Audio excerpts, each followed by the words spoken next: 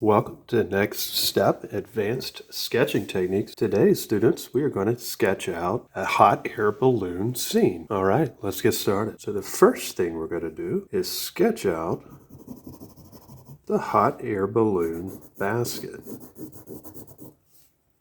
Hot air balloons work because they have a downward thrust underneath the basket, routed through a jet engine that's situated up here that's deflected off of the balloon, pushing a downward force. Hot air balloons are also going to have sacks of potatoes to help with anybody that might become hungry. There are no restaurants, obviously, in a hot air balloon. There's not a lot of room for food, so they have these sacks of potatoes. Potatoes don't go bad. They're easy to eat. You can just take one and have your potato. All right. The next thing for a hot air balloon are going to be some yarn, pieces of yarn. We're just going to do these kind of lightly right now, and they're connected to a large parachute that's shaped kind of like a mushroom. Mushrooms are plants, just like the common tree or any other green item in nature. Even though mushrooms aren't all green, mushrooms do participate in photographic synthesis. And so technically they are, technically I had some wild mushrooms today. Delicious. No GMO for me. All right. Oh, we need to complete this. Now in the middle of a hot air balloon, kind of situated up here and hanging suspended by some string, is the jet engine I just told you about. That's going to shoot out thrust. This is now we can't draw movement lines. Well, we can draw movement lines. We can't draw movement with pictures. That's one of the things I want to stress to my students. But we can draw action lines, and we can draw fire lines. So that's what we're doing right here. Hot air balloons are going to have these decorative strings on them. We'll keep going. Hot air balloons are going to have these decorative designs. Oh, let me scoot it down so you can see. Now, as we talked about, the jet shoots up the force up into the balloon, and then the canvas or cloth or whatever it's made out of, almost like reverse thrusters on a jet, directs the thrust downward here and here, causing the balloon to lift way up into the clouds. We can draw a cloud here. Clouds are puffy. They're almost like white marshmallows. Some clouds are more puffier than other clouds. As we've talked about, clouds that are darker participate in carcinogenesis, and so that's the whole reason why they are puffy. To finish, in addition to this, the strings holding up the jet engine, it's going to be a fuel line that's going to feed the jet engine. And we're definitely going to have people on the hot air balloon. Today I'm just going to draw my grandmother's friend because I heard tales of him. Now, he didn't have any hair on top. He liked to shave it, but he had these beautiful locks that came out of the back. And he did not wear a shirt, so there's his nipple pair and his hands. And then my grandmother, with the exception of Halloween, she would go pretty much everywhere in her ghost outfit, her ghost costume. We've talked about that. And then she had this hair coming up through the top that she would hairspray. I was not allowed to go on these hot air balloon rides, unfortunately. And then in the back here was the nice man. Now I've taken this from a memory, from a picture. that I saw of my grandmother's friend, who I consider family. And I'm just recreating that for you with some photorealism. So it's really going to be like you were looking at the actual photograph. All right, so we're way in the air. And if we look down below, well, what do we expect to see? We might expect to see a jet airliner. Jet airliners are going to have a windshield for the jet to fly out of, or for the pilots to see out of. They're also going to have wings and engines.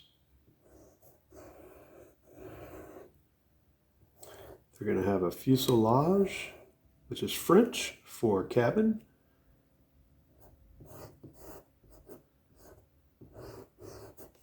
And they're going to have these backwards wings, which are like redundant wings, backup wings. And then a radio wing, also called a vertical stabilizer. Jet engines are going to have propellers that spin through the air, creating a disruption of the air environment. And you just want to close, separate, partition your engines. And we can't draw movement. That's one of the things I want to stress to my students. But we can draw movement lines, and we can draw action lines. Movement lines and action lines are indeed very similar. So now we have an airplane that's just checking out what's going on below. My grandmother's friend, he had facial hair here, and he did have pants on, I'm sure. And then there was probably another sack of potatoes here. I would imagine there was more than one potato. And then some water right in the middle there. They could let water out if they needed to come down. Well, what else do we like to see in the air? Well, we expect to see particles of dust. And we also are going to expect to see a horizon. And maybe because they're so up high and our vantage point is so up high, trees are just going to look like lollipops. So to draw trees, just like in a photograph, if you're way up high, you're just going to draw like Tootsie Pops.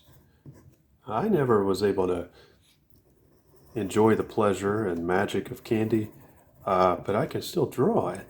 I used to make shapes of candy out of sticks. I collected sticks right along the perimeter of our backyard and was able to fashion them and to pretend lollipops, and I could trick myself into thinking they were a sweet, delicious treat. All sorts of uses for sticks. I made a lot of toys. I made a lot of friends with my sticks. It shows you how powerful the imagination is. All right, well, what else do we expect to see besides the airplane? Well, maybe we expect to see a hang glider. Hang gliders are going to be, there's no law saying hang gliders can't share the same airspace. So we're going to draw two wings with a suspension cable, gather around the back, and be careful with the size. These are goggles, and this gentleman's hair is going to be kind of wild because the wind's blowing. And see, the suspension's going to go like a belt and hold him in. And it looks like he's wearing a pair of high fashion jeans. And remember, your thumb is your biggest. One thing I thought was interesting growing up is that there actually is a town called Des Loins, Iowa. And interesting how, well, the meat man at the grocery store really introduced me to the term loins because, that's what his job was making meat. All right, so we have our hang glider. I think at this point, you'd be really, anybody would be hard pressed if they were going to attempt to discern this from an actual high definition or ultra high definition photograph. Well, what else do we expect to see in such a drawing? All right, well, why don't we draw the sun? So we can kind of draw where the sun, we would think it would be kind of midday, and we could maybe draw another hot air balloon right here. Maybe this was a hot air balloon field trip. So we got our potatoes here. Remember to do our hatching, our jet engine suspended by the two strings, and as far as supporting the parachute, it's either 2 or 4 pieces of yarn. I've seen 4 pieces more, I guess, the extra support. And maybe in this was a rich baron and his mistress. So for a baron, we can do a tall cap. And the baron probably knows how to fly a hot air balloon. And usually you have to avoid power lines. And we briefly talked about power lines in my sketch of the country scene, when we talked about a storm and electricity. So what we're going to do is draw a T, and under the capital T there's a lowercase I without the dot. If you put the dot, I'll show you, it's going to mess things up, so make sure you don't put the dot there.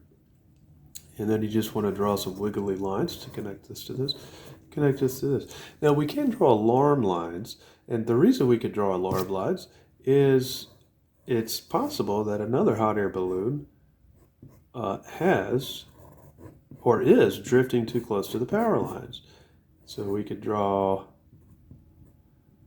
maybe this person has an eye patch, the hot air balloon attendant, and so their depth perception is off. And so maybe, now we can't draw movement. That's one of the things I want to stress to my students. We can't draw movement, but we can draw movement lines and action lines. So we could show that this hot air balloon is drifting. Oh, we need our potato bags and our water ballast. Drifting towards this, and so our alarm lines are going to look like this. They're very similar to impact lines. All right, we're going to add some more trees just to try to fill out everything here. And I think I could add some more thrust lines, which are similar to movement lines and collision lines, just longer. And for our grass, since we're so up high with this perspective, we're going to do some upside down V's, which are interconnected, but we're just going to do them smaller. And we can also draw ants similarly. We're just going to draw them smaller, so maybe kind of right under here. You can still see ants from a hot air balloon high up in the sky. It's just going to be smaller.